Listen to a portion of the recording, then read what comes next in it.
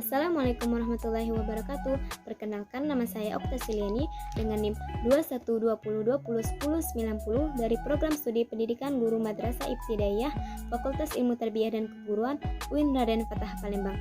Adapun teman-teman, di sini saya akan memenuhi tugas pada mata kuliah materi IPS SD atau MI dengan dosen pengampu Bapak Joko Rohadi Wibowo, Magister Pendidikan Islam.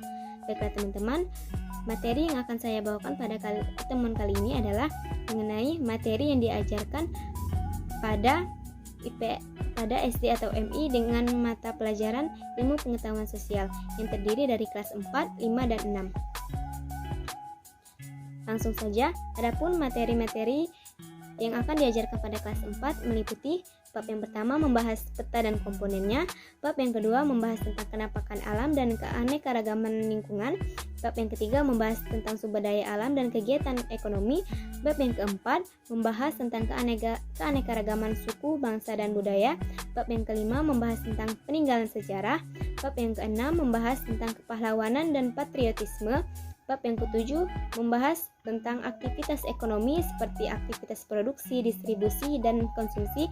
Bab yang kedelapan membahas tentang koperasi seperti koperasi di lingkungan sekitar.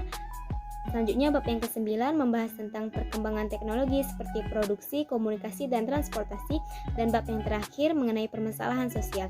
Bab ini membahas hal-hal yang bertentangan dengan sosial seperti sampah, kemacetan, dan banjir.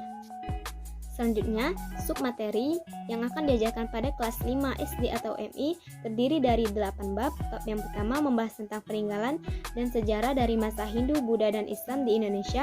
Bab yang kedua, tokoh sejarah pada masa Hindu, Buddha, dan Islam seperti tokoh-tokoh sejarah pada masa tersebut. Bab yang ketiga membahas kenampakan alam dan buatan serta pembagian wilayah waktu di Indonesia seperti waktu Indonesia Barat, waktu Indonesia Timur, dan waktu Indonesia bagian tengah.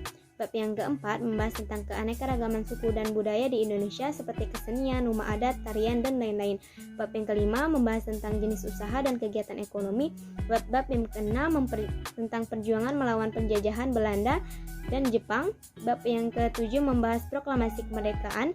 Bab yang kedelapan membahas tentang mempertahankan Indonesia. Selanjutnya, submateri yang diajarkan pada kelas 6 di sini terdiri dari 6 bab. Bab yang pertama membahas tentang perkembangan sistem administrasi wilayah Indonesia. Bab yang kedua membahas tentang terbentuknya ASEAN. Bab yang ketiga membahas kenampakan alam dan keadaan sosial benua-benua di dunia. Bab yang keempat membahas tentang gejala alam di Indonesia dan negara tetangga seperti gempa bumi, tsunami, dan lain-lain. Bab yang kelima membahas tentang Indonesia pada era globalisasi. Dan bab yang terakhir tentang kegiatan ekspor dan impor. Baiklah teman-teman, itu saja penyampaian dari saya. Jika terdapat kesalahan saya mohon maaf. Saya akhiri. Wassalamualaikum warahmatullahi wabarakatuh. Dadah.